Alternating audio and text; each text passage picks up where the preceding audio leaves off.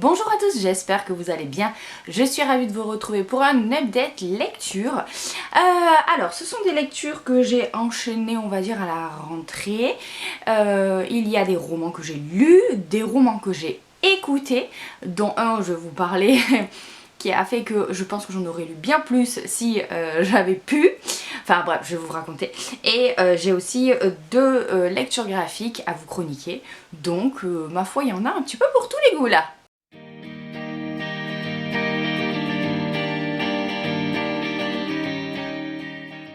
Je commence avec une duologie que j'ai lue les deux à la suite, d'une traite d'affilée, c'est Fable de Adrienne Young. Donc déjà on parle de la beauté de ces couvertures qui sont identiques à la VO et que eh bien, les éditions Rajo ont absolument bien fait d'avoir repris parce qu'elle est juste divine. Franchement j'aime beaucoup je sais pas, l'ambiance qui s'en dégage et puis le fait que ça match, le fait que ce soit trop beau, que ça corresponde plutôt bien à l'ambiance, enfin bref, c'est vraiment chouette.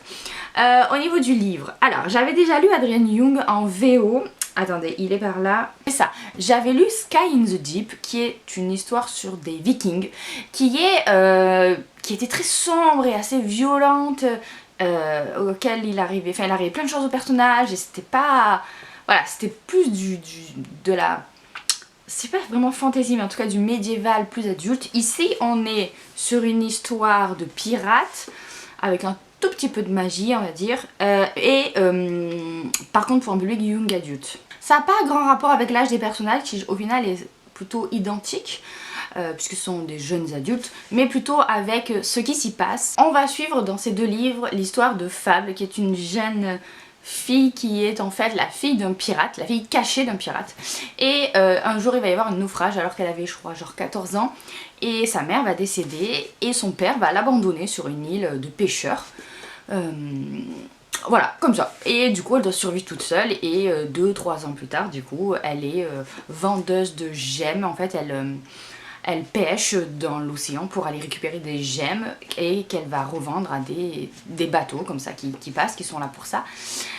Et jusqu'au jour où elle a assez d'argent, qu'elle a mis de côté depuis toutes ces années, pour reprendre la mer, enfin gagner une place sur un bateau et essayer de retrouver son père qui l'a abandonné, etc. Elle va s'embarquer sur donc un bateau...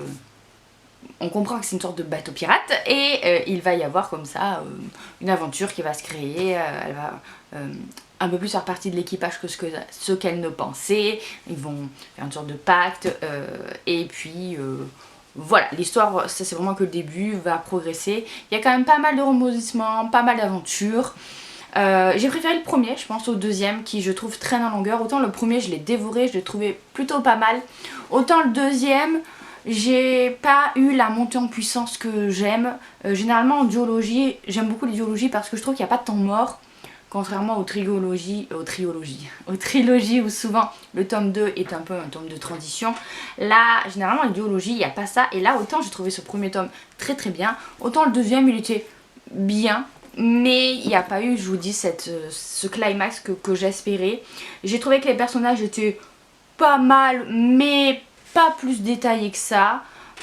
J'aurais aimé un peu plus de sentiments violents, j'allais dire. Vous voyez, un peu plus intense, voilà, un peu plus virulent, un peu plus, je sais pas moi, ouais, un peu plus badass peut-être.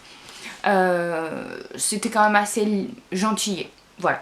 Après, ça reste un bon roman d'aventure si vous aimez les pirates, si vous aimez les histoires de bateaux, de mer, de gemmes, de complots, puisqu'en fait il va y avoir plein de révélations qui vont se faire par rapport à la famille de Fable, par rapport à ce que Fable est capable de faire.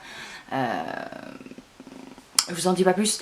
Et donc c'était pas mal, hein, franchement. Mais bon, j'ai pas trouvé ça incroyable. En fait, j'en ai tellement entendu parler qu'au final, je m'attendais vraiment à quelque chose de waouh, encore mieux que Sky in the Deep. Et au final, je pense que j'ai préféré Sky in the Deep parce que c'était plus adulte et plus sombre. Ça, c'était bien, mais c'était presque un peu trop tout public.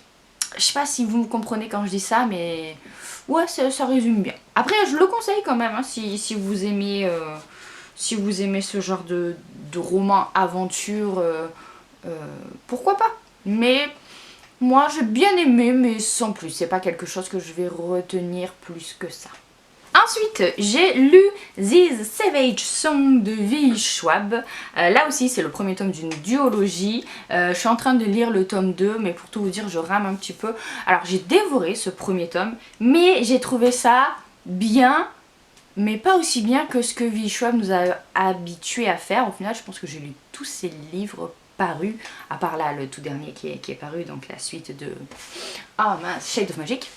Je regarde parce qu'ils sont tous là, j'ai une étagère rien que pour elle en fait. J'ai bien aimé, mais ça m'a donné l'impression, pour ceux qui connaissent, que c'était un Vicious pour ados. Voilà, Vicious, c'est quand même une duologie qui là aussi est un peu à part, je trouve, dans son univers. Et là, on retrouve un petit peu les mêmes ficelles, c'est-à-dire qu'on est dans un monde un petit peu dystopique où il y a eu un événement qui a fait que les gens, quand ils font des actes horribles, des crimes, des délits, des meurtres, tout ça, en fait, ça a pour conséquence qu'il y a des sortes de créatures obscures qui naissent de tout ça, du chaos, et qui ensuite vont s'en prendre aux humains. Il y a 3 sortes de créatures en fait. Les Sunai, les Korsai et les Malchai, je sais pas comment on dit. La ville ou la région a été séparée en 2 parce qu'il y a eu une guerre de territoire. Il y a d'un côté le clan des, on va dire, gentils qui sont là pour protéger tout le monde et qui ont récolté, enfin qui ont recruté parmi eux 3 Sunai qui sont en fait des monstres un petit peu particuliers qui naissent d'un chaos énorme, par exemple d'une tuerie dans un lycée ou ce genre de choses, et qui peuvent voir qui a commis un péché qui aurait fait en sorte de créer un monstre et comme ça en gros un petit peu éliminer les gens qui méritent pas d'être sauvés, c'est un peu ça. Et de l'autre côté tu as les méchants en quelque sorte, où tu as un homme qui contrôle les créatures maléfiques et qui fait payer pour leur protection tous les gens qui vivent là-bas.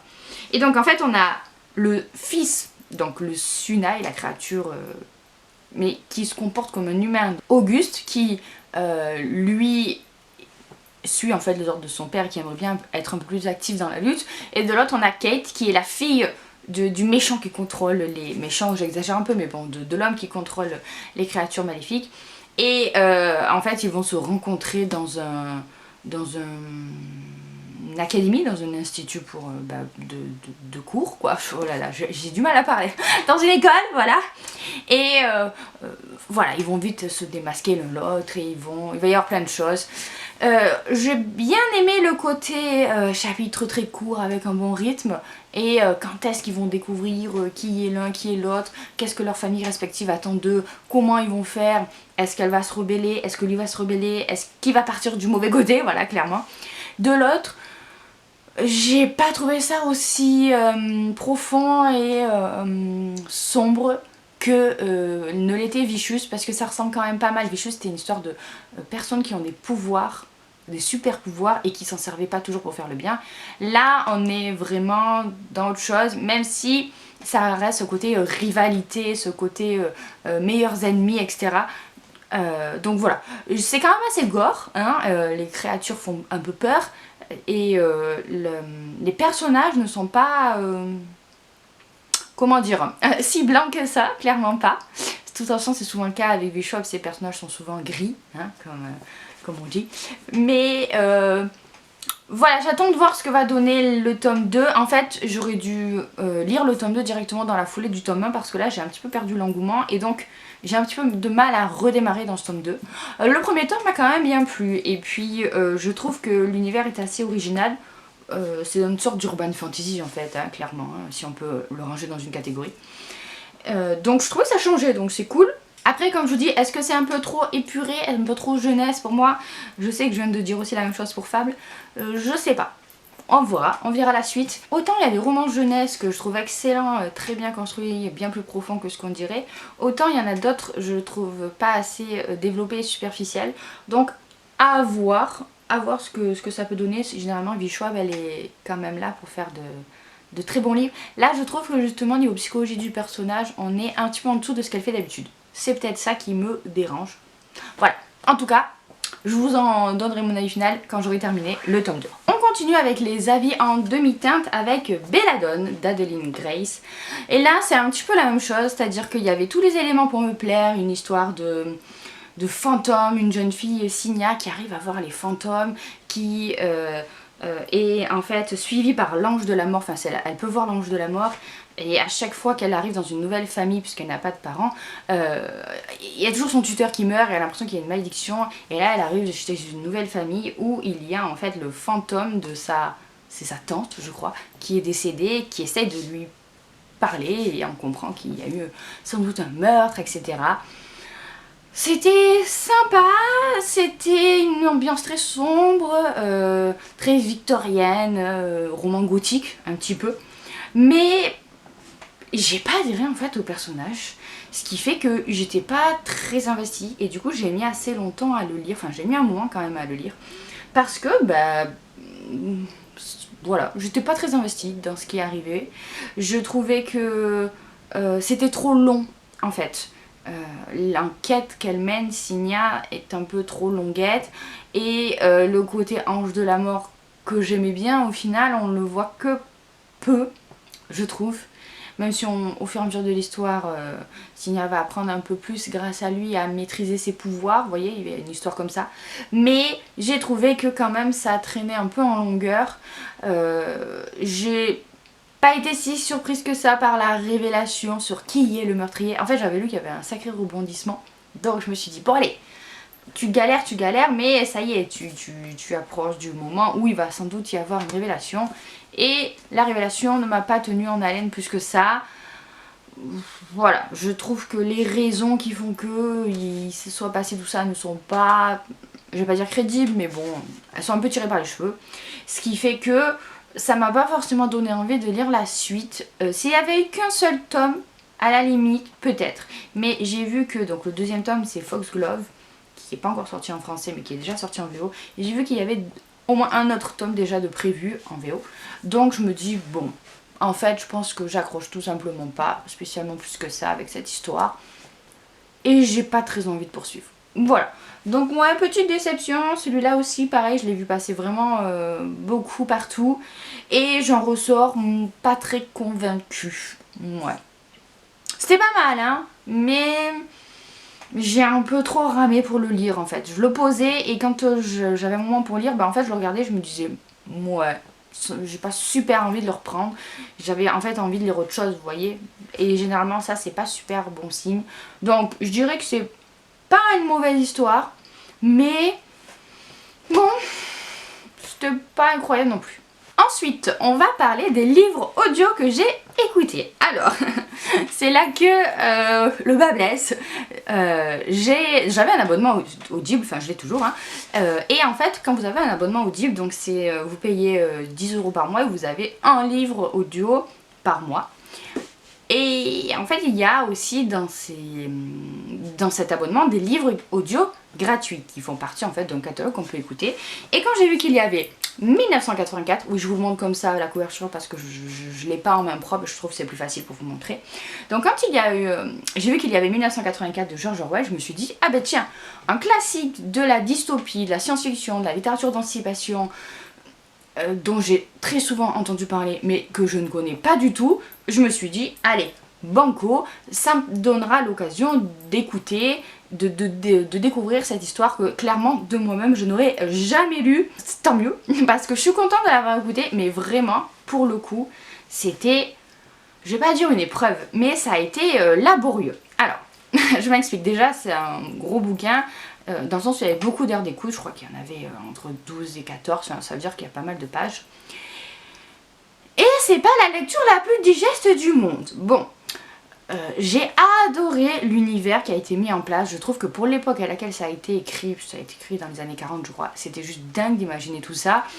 J'ai trouvé qu'il y avait des choses qui faisaient énormément penser à notre société à l'heure actuelle, il y avait des choses, des questionnements qui sont toujours en questionnement à l'heure d'aujourd'hui, donc vraiment il y avait, voilà, vraiment l'auteur fait mouche sur plein de sujets, clairement.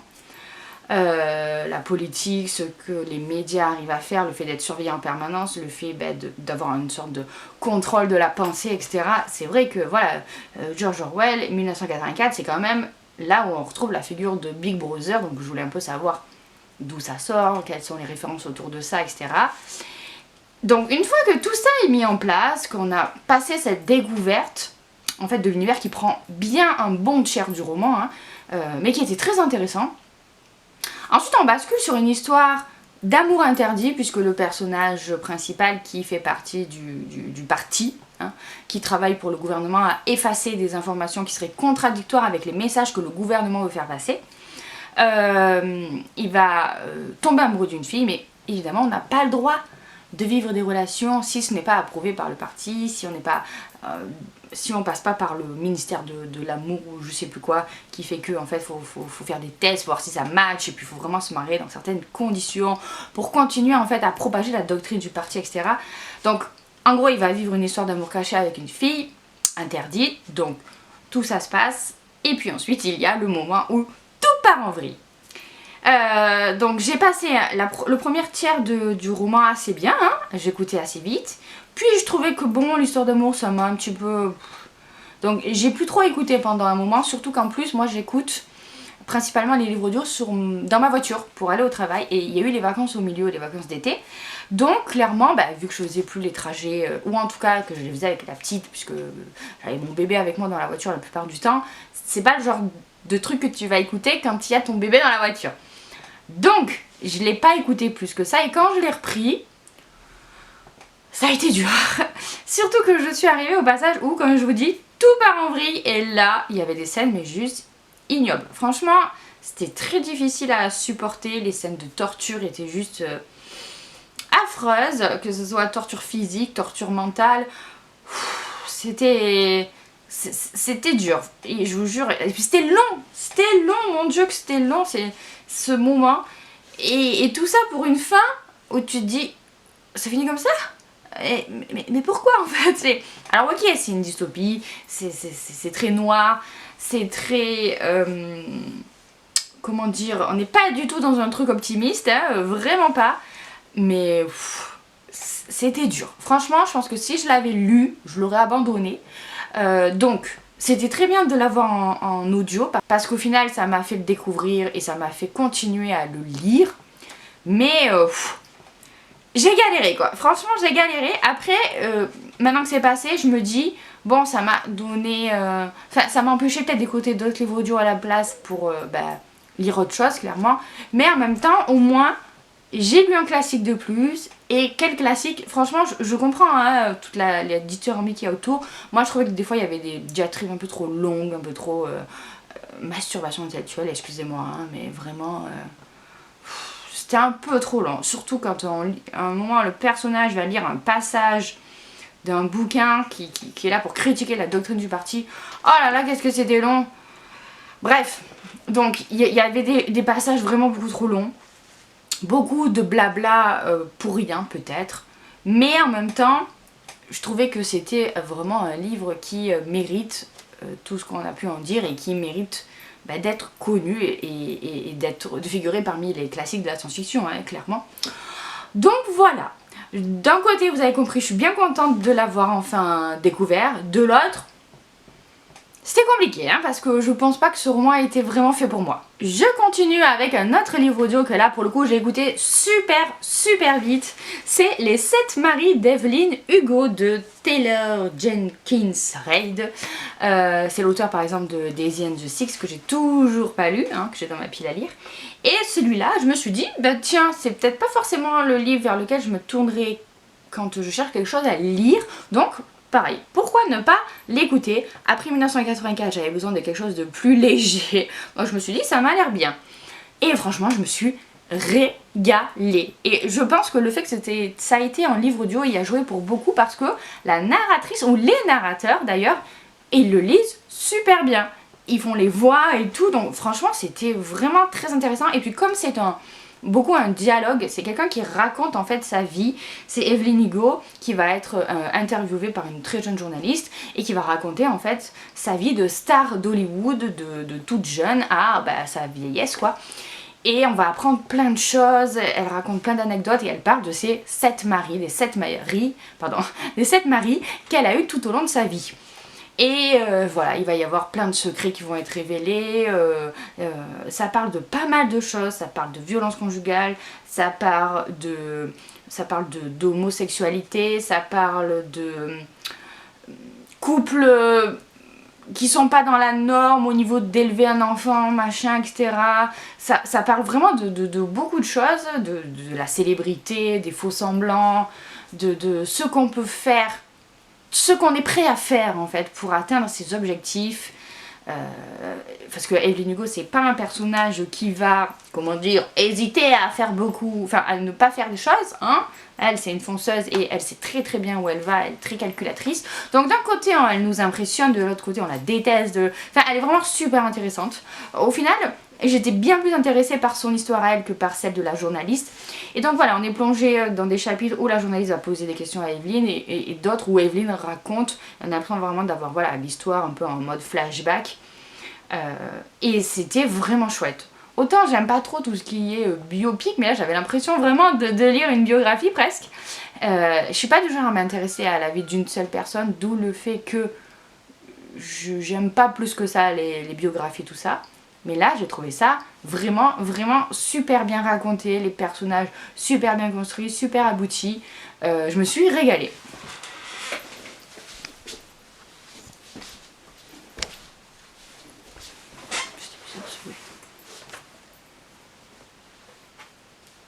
Donc franchement, je comprends tout à fait l'engouement des gens autour de ce roman et je vous le conseille d'autant plus. En tout cas, si ça vous intéresse de découvrir les livres audio, je vous mets en barre d'infos un lien. Par ce lien-là, vous pouvez en fait avoir un livre audio gratuit. Vous vous abonnez gratuitement pour un mois d'essai et vous avez le livre audio de votre choix. Et ensuite, vous pouvez le télécharger et vous résiliez l'abonnement, comme ça vous avez... vous n'êtes pas obligé de continuer à payer et vous avez comme ça le livre audio que vous pouvez écouter à tout moment, même si vous avez résilié l'abonnement. Ça permet un peu d'essayer, c'est ce que j'ai fait moi à l'époque quand je ne savais pas trop. Là par exemple, j'ai suspendu mon abonnement parce que j'ai plein de livres audio en avance, puisque comme je vous disais 1984, ça a fait que j'ai mis du temps à l'écouter, donc tous les crédits des livres audio se sont accumulés. Donc là j'ai pris mes livres audio, j'ai mis sur pause mon abonnement et je continuerai je le reprendrai quand j'aurai écouté les livres en attente. Donc voilà, c'est hyper maniable, c'est hyper... je veux dire, vous pouvez l'arrêter à tout moment et je trouve que si, comme moi par exemple, au début, vous savez pas trop si ça peut vous plaire ou pas les livres audio, c'est un très bon moyen d'essayer. Donc voilà, vous avez le lien en barre d'infos. Je termine vite fait parce que ma batterie clignote avec deux lectures graphiques. Donc le premier, c'est le tome 3 des Beaux Étés, Mamselle Estérelle, que j'ai lu pendant l'été, hein, clairement. J'aime bien cette famille belge qui part toujours dans le sud de la France pour ses vacances, sauf que là ils vont s'arrêter à c'était où, Saint-Étienne ou je sais plus où, enfin bref, ouais c'est ça, ouais, à Saint-Étienne. C'est pas la ville la plus glamour du monde et désolée pour les gens qui habitent là-bas, mais clairement je connais, donc je peux vraiment dire que ça vend pas du rêve. Mais comme toujours, c'était vraiment très chouette, très nostalgique, avec plein de références à plein d'années différentes. Celui-là, c'est 1962. Voilà, ça se passe en 1962. Et c'était vraiment chouette. J'aime beaucoup le côté familial avec les personnages pour qui ça va pas toujours très bien. Hein, ils s'entendent pas tous comme si de rien n'était. Par exemple, là, on a la fille qui a un gros souci avec sa propre mère. Là, c'est son mari. Là, c'est son père à elle. Ils partent en vacances ensemble et on voit que c'est tendu et on comprend pourquoi. Enfin bref, voilà, j'aime beaucoup, je trouve que c'est toujours plein de bons sentiments, mais en même temps c'est très pudique et en même temps c'est très subtil. En tout cas voilà, c'est une série que je continue, chaque été j'en lis un, et du coup vivement le tome 4. Et enfin pour terminer, j'ai lu l'intégrale de Momo, que j'ai bien aimé. Mais sans plus, franchement je l'avais beaucoup vu passer à une époque. Et là je l'avais acheté cette intégrale chez François Ozir. Donc il y a le tome 1 et le tome 2 ensemble. Et bon, j'ai pleuré, hein. Clairement à la fin du tome 1 j'ai pleuré parce que je l'avais pas vu venir. Mais voilà, c'était très mignon. C'était à la fois très triste parce que il se passe quelque chose qui est très triste. Mais j'ai pas... C'était un peu trop court. Vous voyez, autant même si les Beaux Étés c'est encore plus court, j'arrive quand même à cerner tout de suite les personnages et à m'y intéresser. Autant là, je trouvais que cette histoire du petit village où Momo est un peu livrée à elle-même, elle va commencer à se faire des copains, etc. C'est peut-être un peu trop jeunesse pour moi, je sais pas. En tout cas, j'ai trouvé ça très mignon. Je pense que ça peut plaire à pas mal d'enfants, jeunes ados. Ados aussi, hein, pourquoi pas, mais Momo elle est jeune, je sais plus quel âge elle a, mais je pense qu'elle a genre 6, 8 ans ou un truc comme ça. Donc c'est sympa de voir les villageois prendre soin d'elle, etc. Mais bon, franchement je vous dis, sans plus. Je pense pas que je vais le garder à ma bibliothèque parce que par exemple, vous voyez, je suis pas sûre de le relire. Alors que j'ai plutôt tendance à garder les lectures graphiques parce que on les relit plus facilement qu'un roman, hein, ça dure moins longtemps. Donc là, c'était pas mal, mais pas non plus dithyrambique. Voilà donc pour cette update lecture, j'espère que la vidéo vous a plu. Si c'est le cas, n'hésitez pas à vous abonner si ce n'est pas encore fait, à liker la vidéo, à la commenter. N'hésitez pas à me dire si vous avez lu ces livres-là, ce que vous en avez pensé. Est-ce que vous écoutez des livres audio? Et si oui, est-ce que vous en avez à me recommander qui ont, je sais pas, ce petit quelque chose en plus dans la narration? Parce que des fois, il y a des livres audio, quand on les écoute, ils sont juste incroyables. Franchement, le Amélie Nothomb que je suis en train d'écouter en ce moment, les voix, elles sont dingues. Donc voilà, n'hésitez pas à me dire ça. Et sur ce, moi, je vous laisse. Je vous fais plein de bisous. J'espère que vous avez d'intéressantes lectures en ce moment. Et en tout cas, je vous en souhaite de très belles à venir. Gros bisous!